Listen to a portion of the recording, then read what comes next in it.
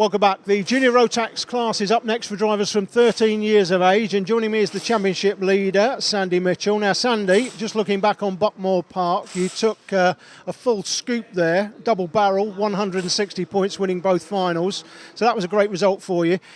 I know, looking at the results from yesterday, I think you had a first and a fourth in the heat. So we've got final one coming up. And then the final, we'll be seeing the televised final coming up after that. You're hoping for a good position.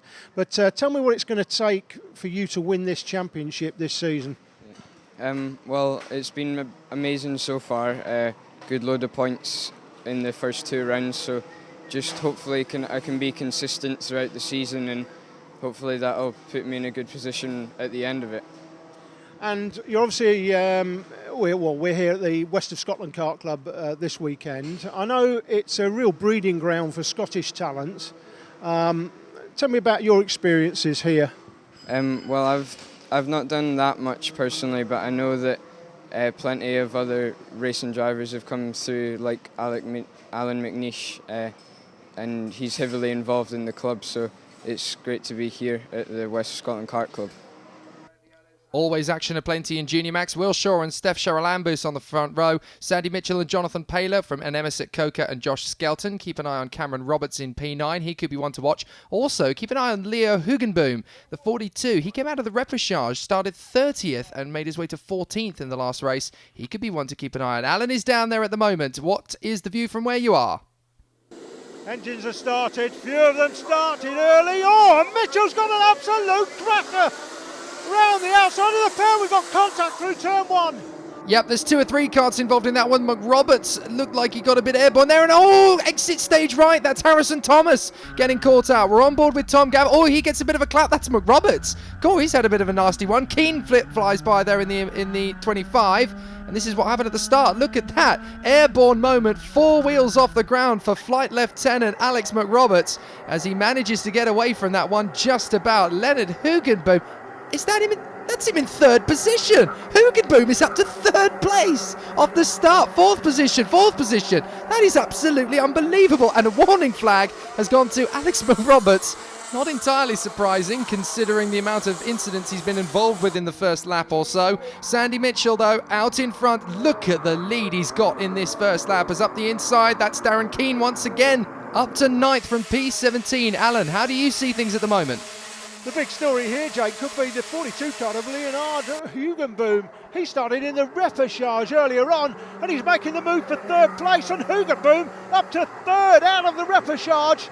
He's come through the field in final one. He's now up to 3rd place. But look at this lead that Sandy Mitchell's got. This is lovely for the championship leader.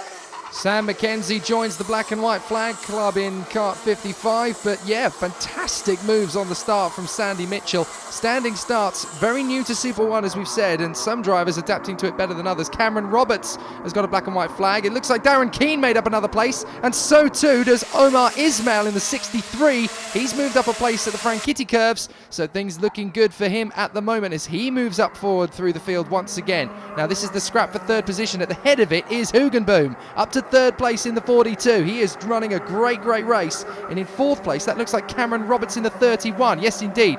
Shaw 5th, Sherrilambous 6th. Up the inside comes Roberts on the inside of Hugenboom. Shaw's going to go with him. Over the rough stuff goes Hugenboom and drops to 6th position, I think. Sherrilambous got through as well into 5th position. We're back on board with Tom Gamble as he chases after Omar Ismail in the 63. Gamble, after getting a bit heavy-handed at the start of the race, into the Franchitti curves. He made up a huge amount of ground there. Great move there and certainly made up a lot of time. The next man to join the list of the bad boys is Finlay Hutchison in the 44. Not quite sure what the reason for that is, but that is effectively the yellow card of motor racing, the Black and White Flag. It means don't do that again. Ismail, what a move on the inside line, and Gamble just takes total advantage and makes up 2 places in the space of a few seconds. Thanks, boys. I'm going to run away and hide if you don't mind, and off he goes into the distance. Great scrapping in this Junior Max race. Plenty of positions made up on the inside there. Nice little move again for Sherrilambous as he makes his move on Hugenboom to move up into 5th position.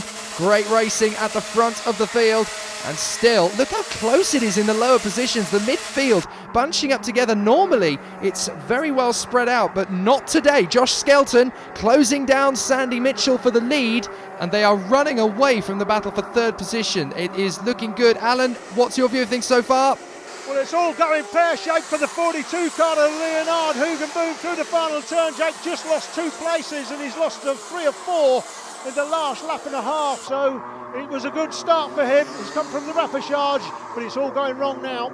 Mechanical gremlins or just bad luck? Not too easy to tell at the moment for Hugenboom. Thanks for that one, Alan. We'll keep an eye on his progress as they make their way down the Cleland Straight. Great little battle this, with the 55 of Sam Mackenzie trying to make up for lost time. Can he make the move into the inside heaven? He's going for it. Vips is going to try and follow through as well. Hugenboom left out to dry contact. Oh no, he's collided with Tom Gamble in the 23. Spun it. Hugenboom. His race chances have disappeared in a fraction of a second. Let's have a look at this again. Mackenzie on the inside, no problem. Yuri Vips, a little bit of a slide. Gamble just thinking maybe I can make it 3 into 1 corner, just runs out of road. Racing incident. He tried his luck and it didn't work. What a shame for Hugenboom, the Dutchman. For Dan Holland Racing, what a shame for Leonard Hugenboom. That was looking so good off the start, and now all his chances have disappeared.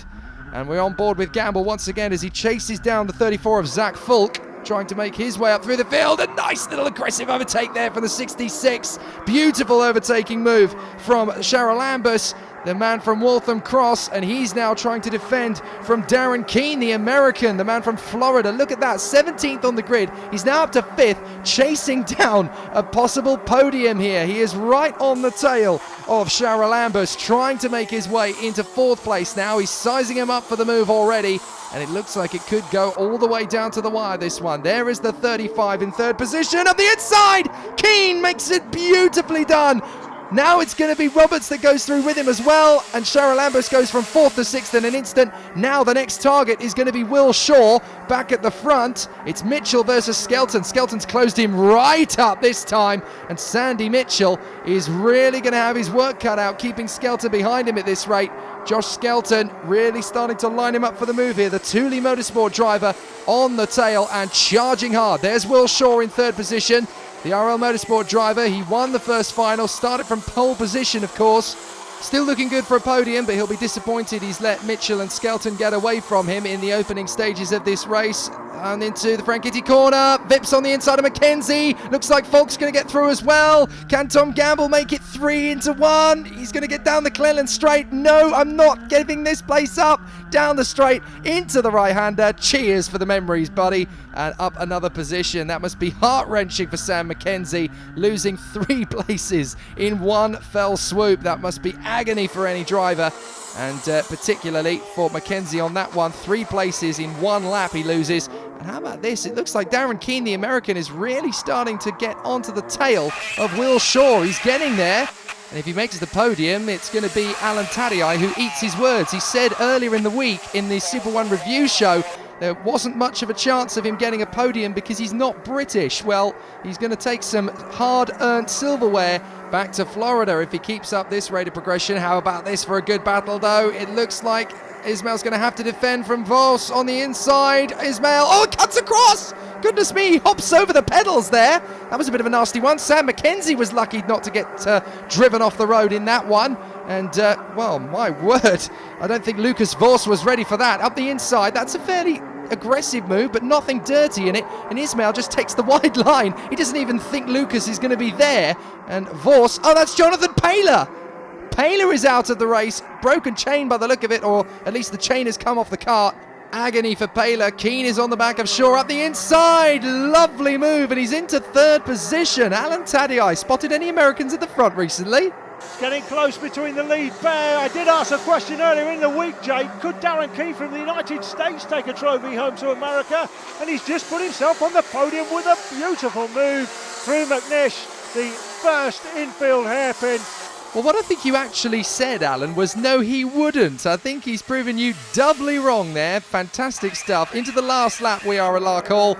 and it's Sandy Mitchell still just about hanging on from Josh Skelton. He set the fastest lap to try and get away from him, 39.26. Good work from Sandy Mitchell. Skelton's only got 2 corners really to have a lunge. I think he's just too far back. He's going to have to settle for second place on this one. What a drive from lights to flag. It's a great victory for Sandy Mitchell in fine style. Skelton is second, and Darren Keane flies the Star-Spangled Banner to 3rd position. Great drive. William Tregurtha, though, is the hard charger. 21 places from 28th to 7th. Talk me through that move for 3rd through the turn there. That was very nice indeed. Yeah, well, just my mechanic said once you get to them, do them.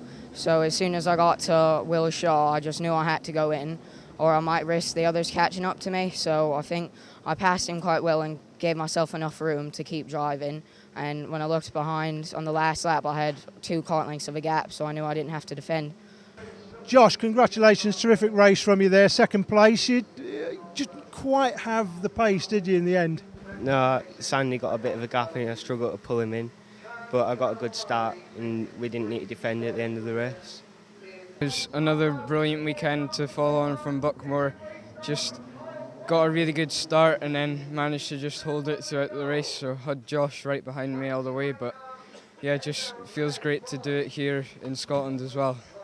In 5 years of Super 1 being televised, nobody has ever had a 64-point lead by round 3. What a star, Sandy Mitchell, the 2nd winner today from Scotland here at Larkhall.